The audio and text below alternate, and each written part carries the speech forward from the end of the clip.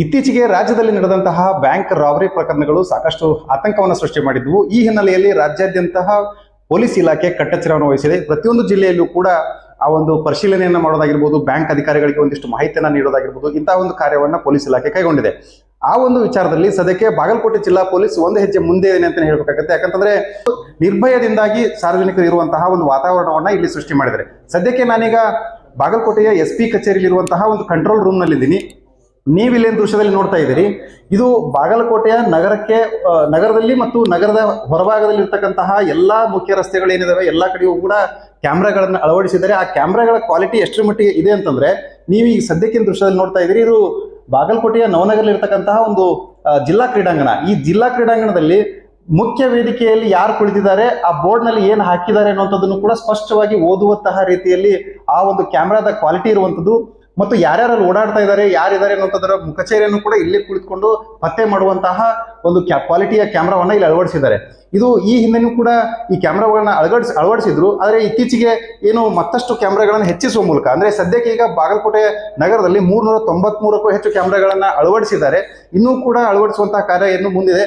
ಸದ್ಯಕ್ಕೆ ಇಲ್ಲಿ ದೃಶ್ಯದಲ್ಲಿ ನೀವು ನೋಡಬಹುದು SP ಸರ್ ಕೂಡ ಇಲ್ಲಿ ಇರುವಂತದ್ದು. ನಾನು ಈ ಒಂದು ಬ್ಯಾಂಕ್ ರಾಬರಿ ಪ್ರಕರಣ ಸಂಬಂಧಪಟ್ಟಂತೆ ಏನು ಅವರಿಗೆ ನಿರ್ದೇಶನ ಬಂದಿರುವಂತಹ ಹಿನ್ನೆಲೆಯಲ್ಲಿ ಸಾಕಷ್ಟು ಮುನ್ನೆಚ್ಚರಿಕೆ ಕ್ರಮಗಳನ್ನು ಕೈಗೊಳ್ತಾ ಇದ್ದಾರೆ. ಈ ಒಂದು ಟೆಕ್ನಾಲಜಿಯನ್ನು ಬಳಸಿಕೊಂಡು ಪ್ರತಿಯೊಂದು ಹಂತದಲ್ಲಿಯೂ ಕೂಡ ತಪಾಸಣೆಯನ್ನ ಮಾಡ್ತಾ ಇದ್ದಾರೆ. ವಾಹನಗಳು ಹೋಗುವಂತ ಸಂದರ್ಭದಲ್ಲಿ ವಾಹನಗಳ ನಂಬರ್ ಪ್ಲೇಟ್ ಅನ್ನ ಕೂಡ ಪತ್ತೆ ಹಚ್ಚುವುದಂತಾಗಿರ್ಬೋದು, ವಾಹನ ಸವಾರರನ್ನು ಕೂಡ ಮುಖಚರ್ಯೆ ಕಂಡು ಹಿಡಿಯುವಂತದ್ದಾಗಿರ್ಬೋದು, ಪ್ರತಿಯೊಂದು ಕೂಡ ಈ ಒಂದು CCTV ಕ್ಯಾಮ್ರಾದಲ್ಲಿ ಕಾಣಿಸುತ್ತೆ. ಈ ಹಿನ್ನೆಲೆಯಲ್ಲಿ ಬಾಗಲಕೋಟೆ ಜಿಲ್ಲೆಯಲ್ಲಿ ಮತ್ತು ಬಾಗಲಕೋಟೆ ನಗರದಲ್ಲಿ ಅತ್ಯಂತ ಒಂದು ಸುರಕ್ಷಿತವಾದಂತಹ ವಾತಾವರಣವನ್ನು ಸೃಷ್ಟಿ ಮಾಡೋದಕ್ಕೆ ಪೊಲೀಸ್ ಇಲಾಖೆ ಸಾಕಷ್ಟು ವಹಿಸಿದೆ ಅಂತ ಹೇಳ್ಬೋದು. ಸದ್ಯಕ್ಕೆ ಇದ್ರ ಬಗ್ಗೆ ನಮ್ಮ ಜೊತೆಗೆ ಬಾಗಲಕೋಟೆ SP ಆಗಿರುವಂತಹ ಅಮರನಾಥ್ ರೆಡ್ಡಿ ಅವರಿದ್ದಾರೆ. ಸರ್, ಈ ಒಂದು ಟೆಕ್ನಾಲಜಿ ನಿಮಗೆ ಎಷ್ಟು ಹೆಲ್ಪ್ಫುಲ್ ಆಗಿದೆ ಮತ್ತು ಈ ಅಪರಾಧ ಪ್ರಕರಣಗಳ ತಡೆಗಟ್ಟುವ ಹಿನ್ನೆಲೆಯಲ್ಲಿ ಯಾವೆಲ್ಲ ಇದರಿಂದ ಹೆಲ್ಪ್ ಆಗುತ್ತೆ ಸರ್? ಸೊ ಬಾಗಲಕೋಟೆ ಟೌನ್ ಮತ್ತು ನವನಗರ ಎರಡೂ ಸೇರಿಬಿಟ್ಟು ಒಟ್ಟು 393 ಕ್ಯಾಮ್ರಾನ ಹೈ ಡೆಫಿನೇಷನ್ ಕ್ಯಾಮ್ರಾನ ಅಳವಡಿಸಿರ್ತಕ್ಕಂಥದ್ದು BTDA ಸಹಯೋಗದೊಂದಿಗೆ. ಸೊ ಇದರಿಂದ ನಮಗೆ ಸುಮಾರಷ್ಟು ಕಳ್ಳತನ ಪ್ರಕರಣಗಳನ್ನು ಪತ್ತೆ ಹಚ್ಚೋದಕ್ಕೆ ಸಹಕಾರಿಯಾಗಿದೆ. ಮತ್ತು ಇದು ನಮಗೇನು ಮೇಜರು ಬಂದೋಬಸ್ತ್ ಇರತಕ್ಕಂಥದ್ದು, ಕಾನೂನು ಸುವ್ಯವಸ್ಥೆಗೆ ಏನು ಧಕ್ಕೆ ಬಂದಿರುತ್ತೆ ಆ ಸಮಯದಲ್ಲೂ ಕೂಡ ನಮಗೆ ಉಪಯೋಗ ಆಗಿರ್ತಕ್ಕಂಥದ್ದು ಬಂದಿದೆ.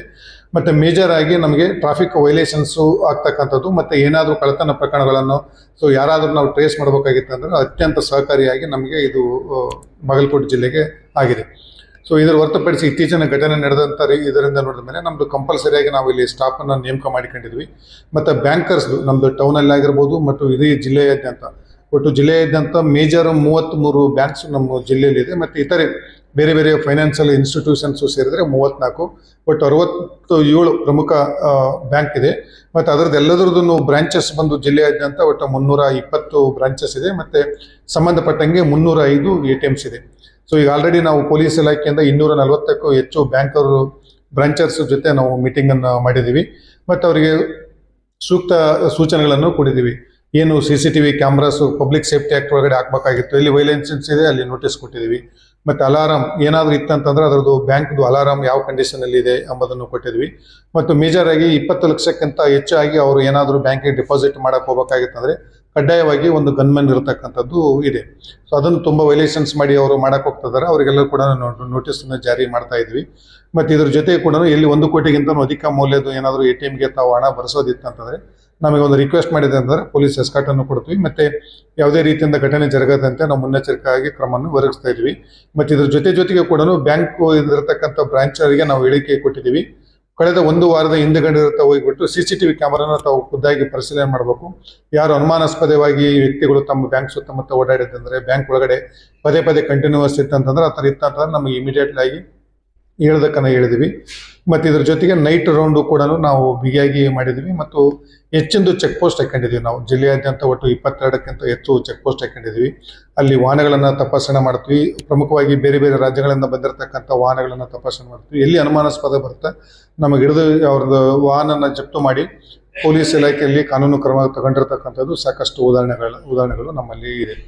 ಸರ್, ಈಗ ನಾಕಾಬಂದಿ ಹಾಕಿರೋದ್ರಿಂದ ಮತ್ತು ಈ CCTV ಕ್ಯಾಮ್ರಾಗಳನ್ನ ಹಾಕಿರೋದ್ರಿಂದಾಗಿ ಈಗೇನು ಪ್ರಕರಣಗಳು ದಾಖಲಾದಂಥ ಸಂದರ್ಭದಲ್ಲಿ ಅಥವಾ ಏನಾದರೂ ಮಾಹಿತಿಗಳು ಬಂದಂಥ ಸಂದರ್ಭದಲ್ಲಿ ನೀವು ಮೊದಲಿಗೆ ಈ CCTV ಕ್ಯಾಮ್ರಾಗಳನ್ನು ಚೆಕ್ ಮಾಡುವಂಥ ಕಾರ್ಯವನ್ನೇ ಆಗುತ್ತಾ ಹೇಳಿ? 100% ತಾವು ಹೇಳಿರ್ತಕ್ಕಂಥದ್ದು ಸತ್ಯ. ಕಳೆದ ವರ್ಷ 2023 ಮತ್ತು ನಾವು 24ರಲ್ಲಿ ಈ ಕ್ಯಾಮ್ರಾಗಳನ್ನು ಅಳವಡಿಸಿಟ್ಕೊಂಡಿರ್ತಕ್ಕಂಥದ್ದಿದೆ. ಕಳೆದ ವರ್ಷದಿಂದ ನಾವು ಕಂಪೇರ್ ಮಾಡಿದೆವು ಅಂತಂದರೆ ಸಾಕಷ್ಟು ಕಳ್ಳತನ ಪ್ರಕರಣಗಳನ್ನು ವರದಿಯಾಗಿರ್ತಕ್ಕಂಥದ್ದು ತಮಗೆ ನಾನು ಲಿಸ್ಟ್ ಕೊಡ್ತೀನಿ. ಮತ್ತು ಸುಮಾರು ಕಳ್ಳತನ ಪ್ರಕರಣಗಳನ್ನು ಮೇಜರ್ ಆಗಿ ನಾವು ಬೈಕ್ ಏನು ಕಳ್ಳತನ ಆಗಿದ್ದು ಈ CCTV ಮುಖಾಂತರ ನಾವು ಪತ್ತೆ ಹಚ್ಚಿರ್ತಕ್ಕಂಥದ್ದನ್ನು ನಾವು ತಮಗೆ ಲಿಸ್ಟ್ ಬೇಕಿದ್ರೆ ನಾನು ಕೊಡ್ತೀನಿ. ನೋಡ್ಬೋದು ನೀವು ಎನಿಥಿಂಗ್ ನೀವು ಲೈವ್ ಆಗಿ ನೋಡ್ಬೋದು. ನಾನು ಹೇಳೋದಕ್ಕಿಂತನೂ ಯಾವುದೇ ನಂಬರನ್ನು ನೋಡಿ ನೀವು ನಮ್ಗೆ ಯೂಸಲಿ ನಮ್ಮದು ಮತ್ತು ಇಲ್ಲಿ ಕುಂತರಿಗೆ ನಾನು ಟ್ರೈನಿಂಗ್ ಕೊಟ್ಟಿದ್ದೀವಿ. ಕರ್ನಾಟಕದಾದ್ಯಂತ ನಂಬರ್ ಕೊಡೋದಕ್ಕೂ ಒಂದು ಸಿಸ್ಟಮ್ ಇದೆ, RTOದವರು ಕೊಡ್ತಕ್ಕಂಥದ್ದು. ಅದರ ಟ್ರೈನಿಂಗನ್ನು ಕೊಟ್ಟಿದ್ದೀವಿ ನಾವು. ಯೂಸಲಿ ಏನಾಗುತ್ತಾ ನಂಬರ್ K01 ಅಪ್ ಟು K57ವರೆಗೂ ಈಗ ನಂಬರ್ ಇದೆ. ಸೊ ನಮ್ಮದು ABCD first alphabets ABCD start ಆಗ್ತಕ್ಕಂಥದ್ದು ಕಂಪಲ್ಸರಿ ಯೆಲ್ಲೋ ಬೋರ್ಡಲ್ಲಿ ಇರ್ತದೆ. MNPZ ಇರ್ತಕ್ಕಂಥದ್ದು ವೈಟ್ ಬೋರ್ಡಲ್ಲಿ ಇರ್ತವೆ. T ಟ್ರ್ಯಾಕ್ಟರ್ ಸಿಗಿರುತ್ತೆ, F ಗೌರ್ಮೆಂಟ್ ಬಸ್ ಸಿಗಿರುತ್ತೆ, G ಗೌರ್ಮೆಂಟ್ ವೆಹಿಕಲ್ ಸಿಗಿರುತ್ತೆ, I ಮತ್ತು O ಯಾರಿಗೂ ನಂಬರ್ ಇಶ್ಯೂ ಮಾಡಂಗಿಲ್ಲ. ಇದು ಎಲ್ಲದನ್ನು ಹೊರತುಪಡಿಸಿದ ಮೇಲೆ 2 ವೀಲರ್ಸ್ಗೆ ಇದು ನಂಬರ್ಸ್ ಇರುತ್ತೆ. ಸೊ ನಾವು ಎಲ್ಲೇ ನಮ್ಮೆಲ್ಲ ಚೆಕ್ ಪೋಸ್ಟ್ ಇರತಕ್ಕಂಥವ್ರಿಗೂ ಕೂಡ ನಾವು ಟ್ರೈನಿಂಗ್ ಕೊಟ್ಟಿದ್ದೀವಿ. ಇದನ್ನು ಹೊರತುಪಡಿಸಿ ಗಾಡಿ ನಂಬರ್ ಚೇಂಜ್ ಇತ್ತಂದರೆ ಅಲ್ಲೇ ಅದನ್ನು ಸೀಸ್ ಮಾಡ್ತಕ್ಕಂಥದ್ದು ಕಾರ್ಯನ ಪೊಲೀಸ್ ಇಲಾಖೆ ಬಾಗಲಕೋಟೆಯಲ್ಲಿ ಮಾಡ್ತಾ ಇದ್ದಾರೆ. Thank you. ಇದಿಷ್ಟು ಬಾಗಲಕೋಟೆಗೆ SP ಅಮರನಾಥ್ ರೆಡ್ಡಿ ಅವರು ಹೇಳುವಂತಹ ಮಾತುಗಳು. ಮಂಜುನಾಥ್ ತಳವಾರ್, News 18 ಕನ್ನಡ, ಬಾಗಲಕೋಟೆ.